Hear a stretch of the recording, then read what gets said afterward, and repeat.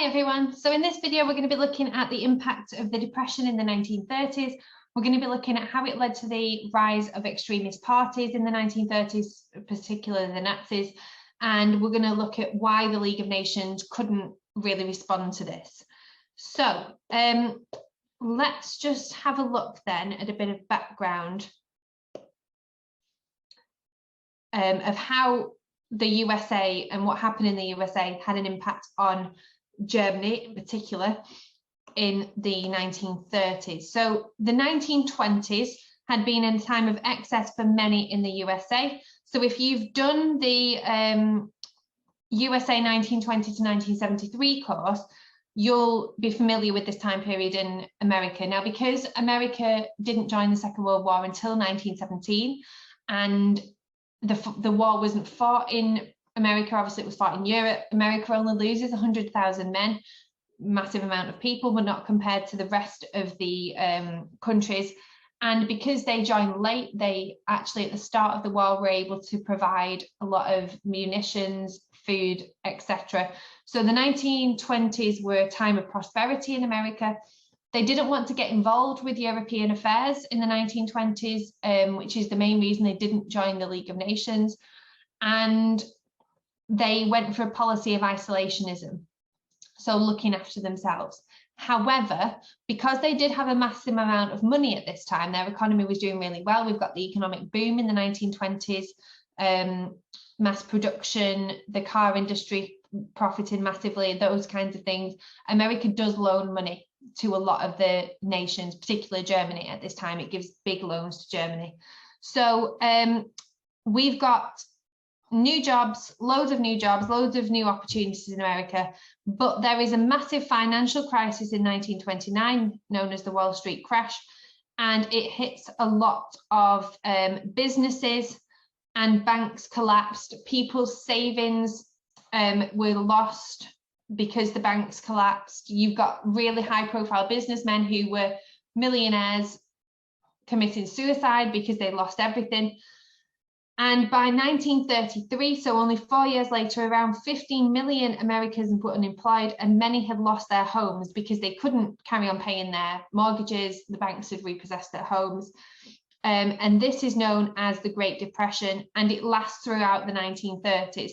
Now, again, if you've looked at this course, if you haven't, a lot of historians argue that the only thing to pull America out of the Depression and the rest of the world out of the Depression was World War II, because if you have a war, that country's economy, it goes towards helping that war, and therefore employment rates go up because everybody is needed in a time of war, especially for the Second World War, which was a total war. So it left people desperate and afraid, but this was in the USA. But like I said, it did affect the whole world. So people start to search for answers to their problems, and sometimes they turn to the policies of extremists such as the fascists in Italy under Mussolini, who we've already spoken about in the 1920s, and we'll see again in the 1930s, and the Nazis in Germany. So why then were people going to Hitler particularly? Hitler was very skilled at offering solutions using simple slogans like freedom, bread and work, and they're exactly what the people want. And they're thinking, oh, hang on, well, our government isn't doing anything to help us here, this guy might. Compared to the complex solution that other parties offered, these ideas were very pleasing. So in a dictatorship, the government runs everything, and they were more likely to take care of people such as the unemployed. So what's important here is basically that in this time of crisis,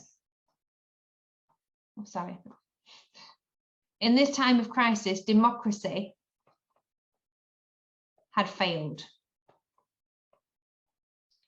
So people thought, well, if that system that we've currently got has failed, then maybe a dictatorship will actually be better.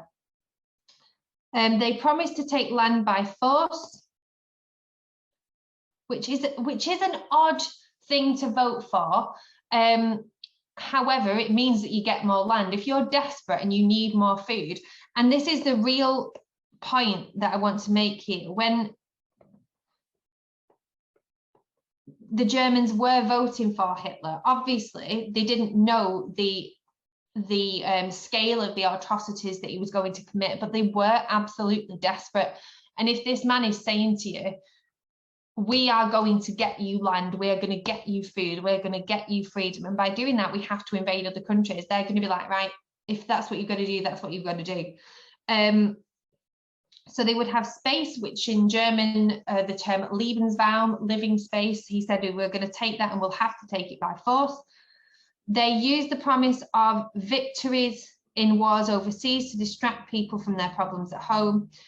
Such victories would restore national pride. So remember, national pride had been taken away by the blame clause in the Treaty of Versailles, clause number 231. And the population would support its government more. This meant that dictators such as Mussolini and Hitler started to look at expanding their borders. Now, this is important because in order to expand their borders, again, like we said, they need to use violence and they need to use their military. And obviously, this is going to involve no international cooperation.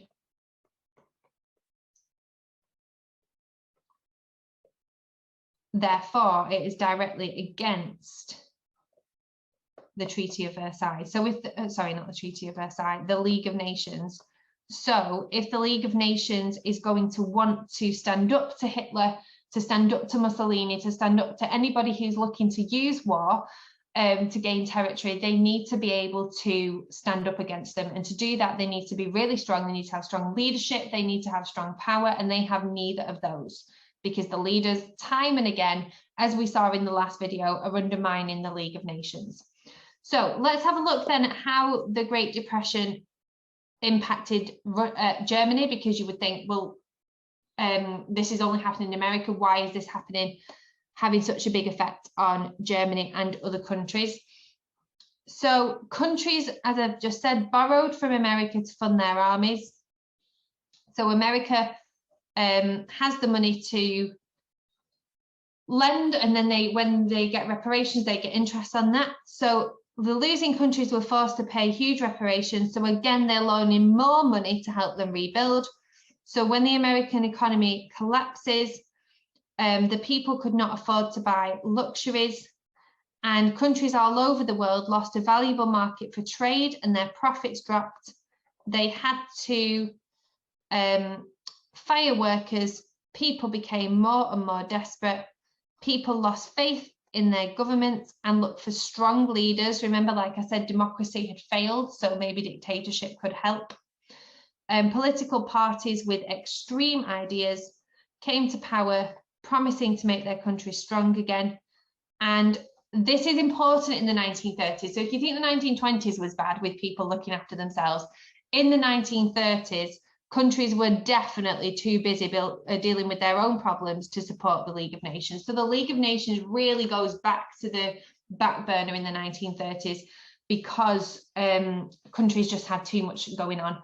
And conflicts such as the Manchurian crisis in 1931 are really far away and really close to the, geographically far away and really close to the, in time, to the Wall Street crash.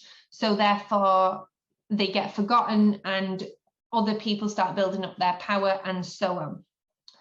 So Hitler and Mussolini are not afraid to use violence to get what they wanted. They were not interested in collective security.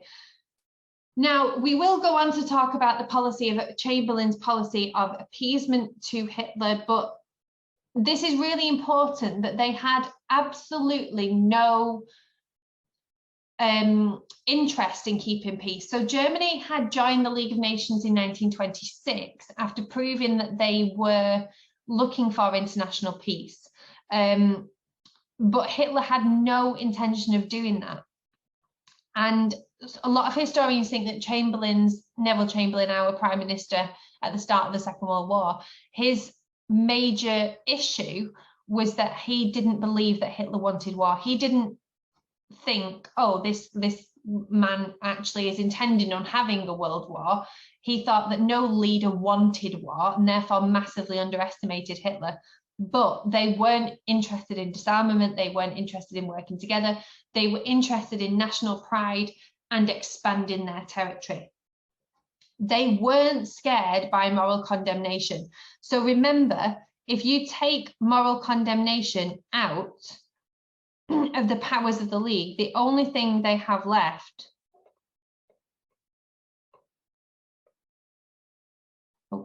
arbitration.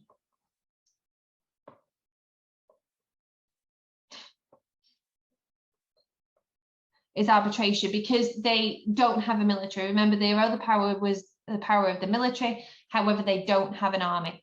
So their only other power is the power of arbitration, where they could sit down and talk to another country. But if they're not interested in talking, they want this violence, they want to gain more territory, they aren't going to do that either. So to fight aggressive dictators, the League would need an army, which it doesn't have. And it would have to ask to use its members to use their armies, but countries didn't want the expense of a war during the Depression. Okay, so the Depression causes it and is also the problem, the reason that these leaders can't be fought. The only sanctions the League could impose were economic. However, in a time of economic crisis, countries weren't willing to stop trading with others, as this would create more unemployment and hurt their own people. So basically, in this time period, if a League told you to do anything, you would just ignore it. And we see that in the Abyssinian crisis of 1935, which I'll cover in a couple of videos' time. So here we've got a couple of sources that support what we've just said. So this one is adapted from an entry in a 1934 essay competition by a German railway worker. And they say thousands of factories closed their doors, which obviously is going to lead to massive unemployment. Hunger was the daily companion of the German working man.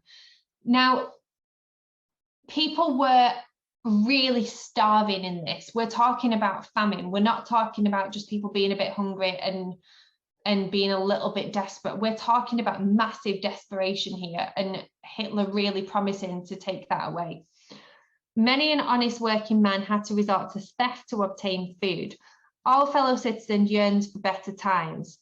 As for me, like many other, I had lost all I possessed. So in early 1930, I joined the Nazi Party. So it's exactly like I said before, I lost all I possessed. This man is desperate, and Hitler is offering him a solution. And then again, another one. So unemployed Germans queuing to find work outside an employment office in Hanover in 1930. The writing on the warehouse wall translates as "Vote Hitler." And if you are one of these people in a queue trying to get a job, I mean, look at how far this queue goes around. You probably will vote Hitler based on that. Okay, so you've got a situation where one man is promising to fix your problems. You need your problems to be fixed, and the League of Nations can't help you. They're peacekeeping, they're not economy building. There's no way out of this, and therefore the League finds itself with a really big problem on its hands in terms of Hitler. Okay, so thank you for joining me in this video. In the next one, I'm going to be looking at a write an account question, which I know is most people's least favourite question. It's not as scary as it looks. I just don't think it's not worded very well, the question, the write an account question, but it's actually really quite simple to do. It's really one of the easiest ones. So I'll be looking at the exam technique of a write an account question. I'm going to be using this topic as the subject of that. So we'll be looking at basically write an account of how the Depression led to the rise of the Nazi Party in the 1930s. So please join me in that one if you're unsure about a write an account question, and I will see you there. Thank you.